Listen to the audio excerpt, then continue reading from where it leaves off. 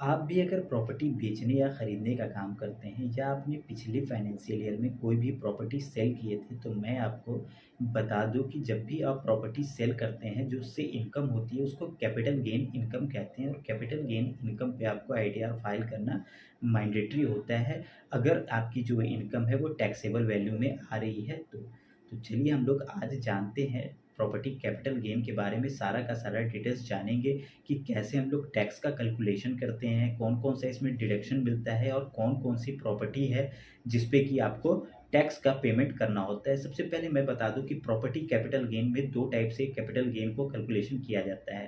पहला होता है लॉन्ग टर्म कैपिटल गेन और दूसरा होता है short term capital gain. Long term capital gain में आपको 20% फ्लैट टैक्स रेट के हिसाब से टैक्स पे करना पड़ता है अपनी प्रॉफिट पे।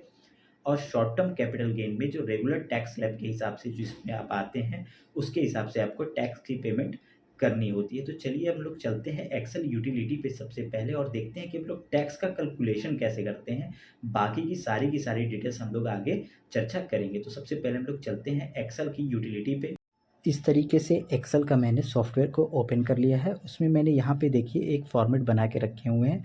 कैपिटल गेन को कैलकुलेशन करने के लिए मैंने एक फॉर्मेट बना के रखे हैं जिससे मैं आपको समझाने की कोशिश करेंगे।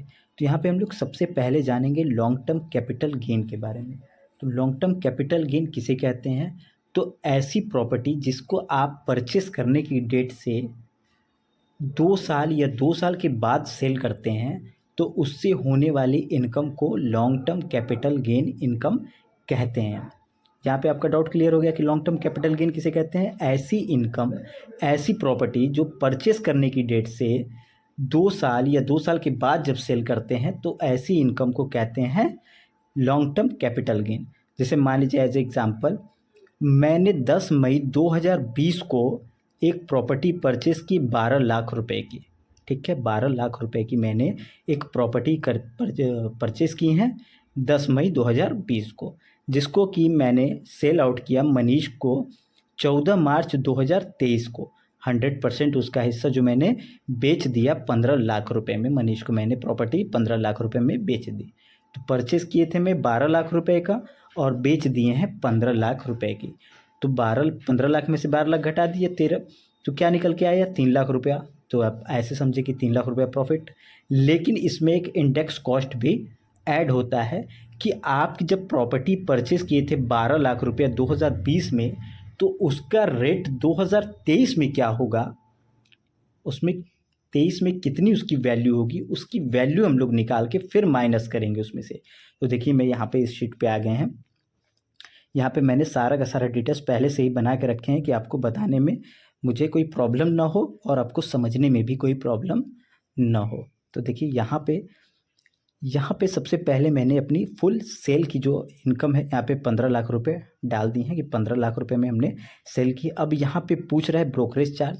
तो अगर आपने जब प्रॉपर्टी जब बेची थी उस पे कुछ ब्रोकरेज चार्ज दिए थे 2% 1% अगर ब्रोकर को दिए थे तो उस रेट को यहाँ पे डाल देंगे अगर दिए होंगे तो। जो कि हमारे केस में मैंने कोई ब्रोकरेज चार्ज नहीं दिया है तो यहाँ पे मेरा सब ज़ीरो रहेगा। उसके बाद यहाँ पे नीचे चले आएंगे परचेज़ वाले में और यहाँ पे कितनी की आपने प्रॉपर्टी परचेज़ की थी उसकी यहाँ पे वैल्यू को कर देंगे, यहाँ पे ऐड कर देंगे। जैसे 12 लाख रुपये मैंने प्रॉपर्टी परचेज़ की थी, यहाँ पे प्रॉपर्टी परचेस का रेट डाल देंगे। रेट डाल देने के बाद देखिए जो मैंने प्रॉपर्टी जो परचेस की थी वो 2020 में परचेस किए थे 10 मई 2020 में और सेल आउट कब किए हैं 2023 में। मतलब कि हमारी प्रॉपर्टी बेचने और ख़रीदने में करीब करीब 3 साल का डिस्टेंस आया हुआ है। तो इसका अब हम लोग कैलकुलेशन कैसे करेंगे कि 3 साल पहले जो प्रॉपर्टी मैंने 12 लाख रुपए की परचेस किए थे उसकी वैल्यू 2023 में क्या होगी। तो उसकी वैल्यू निकालने के लिए इनकम टैक्स डिपार्टमेंट ने एक इंडेक्स्ड कोड बना के दिए हुए हैं जिससे आप कैलकुलेशन कर सकते हैं। तो चलिए यहाँ पे हम लोग इंडेक्स कॉस्ट पे चलते हैं। यहाँ पे देखिए इंडेक्स का मैंने पूरा चार्ट ही डाउनलोड करके रखे हुए हैं जिसका लिंक आपको डिस्क्रिप्शन में मिल जाएगा। आप जाके क्लिक करके यहाँ पे इस पेज पे आ जाएंगे। तो यहाँ पे सब ईयर का 1 बाय 1 यहाँ पे को कोड देखने को मिल जाएगा, इंडेक्स कोड देखने को मिल जाएगा। जैसे आपका 2001-2 का है, 2002-3 का है, 4-5 का है, 10-11 का है, 12-13 का है, 15-16 का है। मतलब आप जिस भी ईयर में प्रॉपर्टी परचेस किए होंगे या सेल किए होंगे आपको यहाँ पे सारा का सारा कोड मिल जाएगा। तो यहाँ से आप अपना कोड उठा लीजिएगा। देखिए मैंने जो प्रॉपर्टी परचेज़ की थी वो 10 मई 2020 को परचेज़ की थी। 10 मई क्या होता है कि यानी कि हमारा जो फाइनेंशियल ईयर इसका बन रहा है 2020-21 बन रहा है। ठीक है, यहाँ पे 2020-21 हमारा फाइनेंशियल ईयर बन रहा है, क्योंकि हमारा जो फाइनेंशियल ईयर स्टार्ट होता है वो 1 अप्रैल 2020 से स्टार्ट होता है, 1 अप्रैल से स्टार्ट होता है और 31 मार्च को जाके क्लोज होता है। तो यहाँ पे हम लोग 2020-21 का जो इंडेक्स कोड है यहाँ से कॉपी कर लेंगे। जैसे यहाँ पे 301 है, कॉपी कर लेने के बाद या यहाँ पे आपके परचेज इंडेक्स में यहाँ पे आके उस कोड को डाल देना है। जैसे 301 था हमारा कोड, तो यहाँ पे मैंने 301 कोड मेंशन कर दिया है। अब सेल मैंने कब किया है प्रॉपर्टी, यहाँ पे सेल हुई है प्रॉपर्टी 10 मार्च 2023, यानी कि अब इसका फाइनेंशियल क्या होगा 2022-23 होगा। ठीक है, क्योंकि मार्च में, अब ये कब क्लोज होता है हमारा फाइनेंशियल ईयर 31 मार्च को, तो ये मार्च में है, तो हमारा जो फाइनेंशियल ईयर होगा 2022-23 होगा। ठीक है, तो यहाँ पे अब हम लोग 2022-23 का यहाँ पे इंडेक्स कोड उठा लेंगे और कोड उठाने के बाद यहाँ पे आके अपने चार्ट शीट में उसको मेंशन कर देंगे। जैसे हमारा 331 है यहाँ पे। अब 331, अब इसका कैसे हम लोग निकालेंगे, कैलकुलेशन कैसे करेंगे, अपना परचेस कॉस्ट कैसे निकालेंगे हम लोग, तो यहाँ पे बराबर, ठीक है, अपनी परचेस का कॉस्ट जो है वो ऐड करेंगे, उसमें गुणा करेंगे यहाँ पे सेल इंडेक्स कोड से, गुणा करेंगे सेल इंडेक्स कोड से, यहाँ पे ध्यान रखिएगा। फिर उसके बाद भाग देंगे परचेज इंडेक्स से, परचेज इंडेक्स से भाग देंगे तो फिर हमारा क्या हो जाएगा कि 2023 में हमारी प्रॉपर्टी की वैल्यू निकल के आ जाएगी। जैसे यहाँ पे हमारी जो वैल्यू निकल के आ रही 13,19,601 रुपया 33 पैसा हमारी परचेस की वैल्यू निकल के आ रही है 2023 में। ठीक है, तो यहाँ पे हमारा जो है ऊपर देखिए यहाँ पे हमारा ऐड हो गया 13,19,601 रुपया।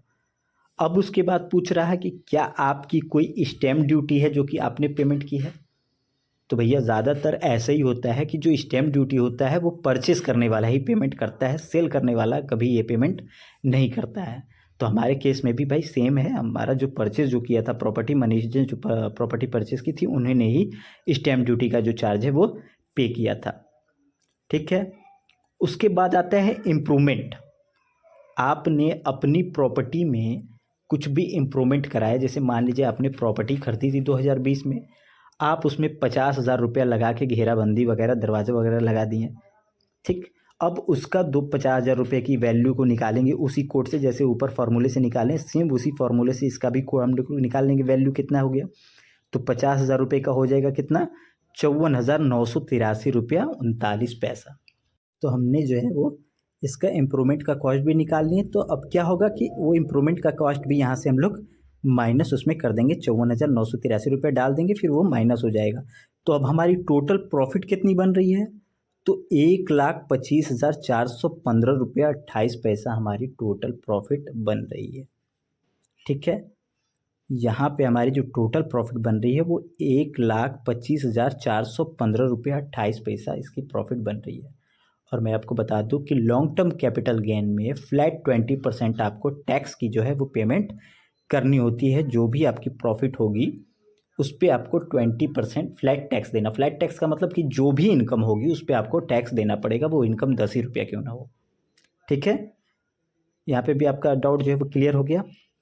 तो अब अगर हम 1,25,415 रुपये का अगर टैक्स 20% निकालना है तो करीब 25,083 रुपया 6 पैसा हमारा जो है वो टैक्स बन रहा है। तो अब क्या करना पड़ेगा कि ये हमको 25,000 रुपया टैक्स पे करना पड़ेगा इनकम टैक्स डिपार्टमेंट को। तो इस तरीके से आप सेल का लॉन्ग टर्म कैपिटल गेन का कैलकुलेशन कर सकते हैं कि आपको कितना टैक्स पेमेंट करना पड़ेगा।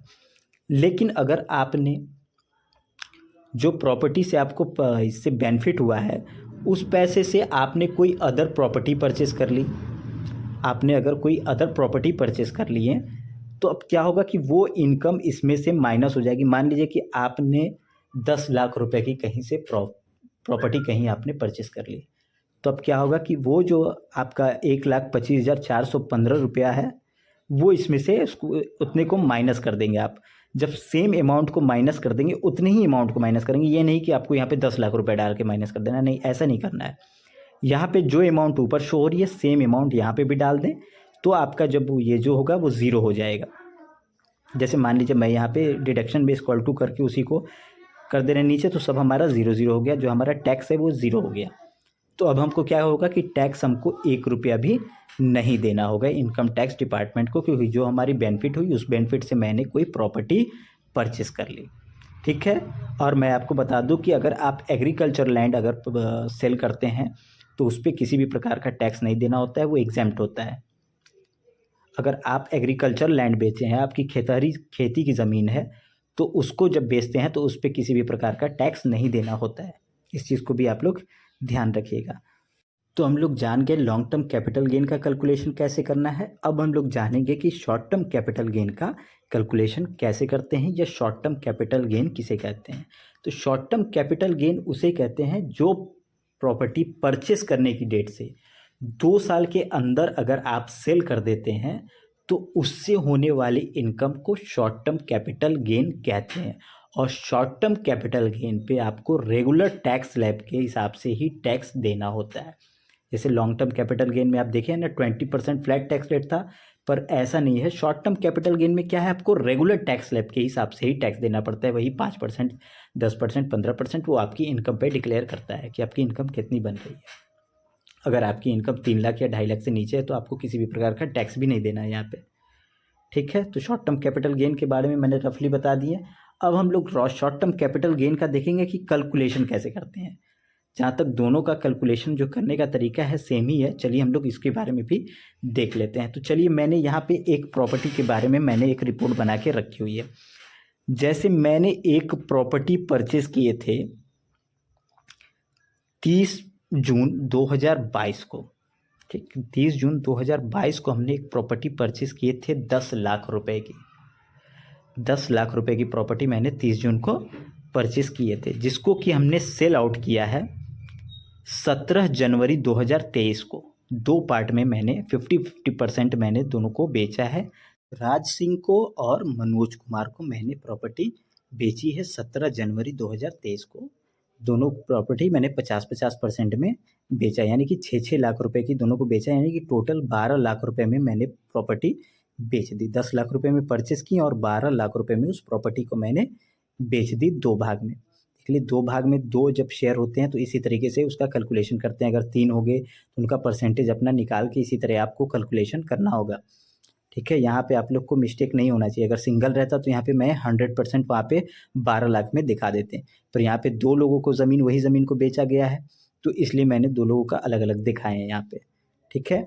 उसके बाद अब हम लोग चलते हैं यहाँ पे। देखिए, इस चार्ट पे मैं लेता आया हूँ शॉर्ट टर्म कैपिटल गेन पे। तो यहाँ पे अपने फुल वैल्यू डाल देंगे। जैसे मैंने 12 लाख रुपए की जो है प्रॉपर्टी सेल किए हैं टोटल। ब्रोकरेज चार्ज, भाई मैं इसमें ब्रोकरेज चार्ज कोई भी नहीं दिया हूँ। यहाँ पे अगर आपका होगा ब्रोकरेज चार्ज तो डालिएगा, नहीं तो आप भी इसको छोड़ दीजिएगा। ठीक है। अब हमने प्रॉपर्टी परचेस किए हैं 22 में और बेचे हैं 23 में, मतलब कि सिर्फ साल भर का डिस्टेंस है। एक ही फाइनेंशियल ईयर में बेचे हुए हैं। कोई इंडेक्स कॉस्ट यहाँ पे लगना नहीं है। तो जो हमारे जो वैल्यू है सेम ही वैल्यू रहेगी यहाँ पे। जैसे हमारी परचेस की वैल्यू है जो हमारी 10 लाख रुपए, तो वो सेम ही यहाँ पे रहनी है, ना घटनी है ना बढ़नी है। अगर आपने कोई स्टैम्प ड्यूटी दी है तो मैंने बताया ना कि ज़्यादातर वो परचेस करने वाली स्टैम्प ड्यूटी का जो है वो पेमेंट देते हैं। अगर आपने दिए हैं तो यहाँ पे आप उसका मेंशन कर सकते हैं। फिर यहाँ पे इम्प्रूवमेंट कॉस्ट, अगर आपने बनवाने में कुछ पैसा इन्वेस्ट किए हैं, उसमें कुछ इम्प्रूवमेंट किए हैं, तो उसका जो अमाउंट बन रहा है उसको यहाँ पे आप मेंशन कर दीजिएगा। तो हमारे केस में कोई इम्प्रूवमेंट का चार्ज है नहीं, तो मैं इसको यहीं पे ऐसे रहने दे रहा हूँ। तो हमारा जो इजी सा कैलकुलेशन यहाँ पे बन गया कि भाई मैंने 12 लाख रुपए की प्रॉपर्टी सेल की, 10 लाख रुपए की परचेज़ की, 12 लाख में से 10 लाख गया तो क्या बचा, 2 लाख रुपये हमारी प्रॉफिट हो गई। तो 2 लाख रुपया जो है वो टैक्स स्लैब रेट्स में नहीं आता है, उसके नीचे है। तो आपको 2 लाख रुपए पे किसी भी प्रकार का टैक्स नहीं पेमेंट करना है। यहाँ पे भी आपका जो है सब डाउट क्लियर हो गया कि 2 लाख रुपए पे आपको किसी भी प्रकार की कोई टैक्स नहीं देना है। ठीक है। शॉर्ट टर्म कैपिटल गेन का भी आप लोग जान गए कि कैलकुलेशन कैसे करना है। लॉन्ग टर्म कैपिटल गेन का भी मैंने बता दिया कि कैलकुलेशन कैसे करना है। यहाँ पे आपको अब किसी भी प्रकार का डाउट नहीं है। अगर किसी भी प्रकार का आपको डाउट रह जाता है, कुछ भी अगर कोई भी कंसेप्ट रह जाता है आपके माइंड में, तो आप कमेंट करके आप हमसे पूछ सकते हैं। मैं जल्द से जल्द आपको उस चीज़ों के बारे में रिप्लाई देने की कोशिश करूँगा। कोई भी कंसेप्ट होगा आप हमसे तुरंत पूछ लीजिएगा, मैं उसका रिप्लाई दे देंगे। अब मैं नेक्स्ट वीडियो में आपको बताएंगे कि कैपिटल गेन इनकम पे कौन सा आईटीआर फॉर्म चूज़ किया जाता है और कैसे अपना आईटीआर फाइल किया जाता है। ये मैं आपको नेक्स्ट वीडियो में बताऊंगा कि आईटीआर फाइल कैसे करते हैं प्रॉपर्टी कैपिटल गेन पे। वो लॉन्ग टर्म कैपिटल गेन हो या शॉर्ट टर्म कैपिटल गेन हो, उसकी कैसे एंट्री करते हैं उसके बारे में मैं नेक्स्ट वीडियो में आपको बताऊँगा। तो अगर आपको ये जानकारी पसंद आई है तो ज़्यादा से ज़्यादा लोगों से शेयर कीजिए और साथ ही साथ हमारे इस चैनल को सब्सक्राइब तो आप कर ही लीजिए, क्योंकि मैं ऐसी ज़बरदस्त वीडियो बनाता रहता हूँ, अक्सर लेके आता रहता हूँ। तो आप हमारे चैनल को अभी तक अगर सब्सक्राइब नहीं कर लिए किए हैं तो आप जल्द से जल्द कर लीजिए। आप लोग वीडियो देखते हैं, बेवकूफ़ बनाते हैं, लेकिन आप लोग सब्सक्राइब नहीं करते हैं। तो आप लोग चैनल भैया सब्सक्राइब कर लीजिए जल्द से जल्द, क्योंकि मैं और ऐसी इंटरेस्टिंग ज़बरदस्त नॉलेज आपके लिए लेके आने वाला हूँ। तो इसलिए हमारे इस चैनल को सब्सक्राइब आप ज़रूर कर लीजिए।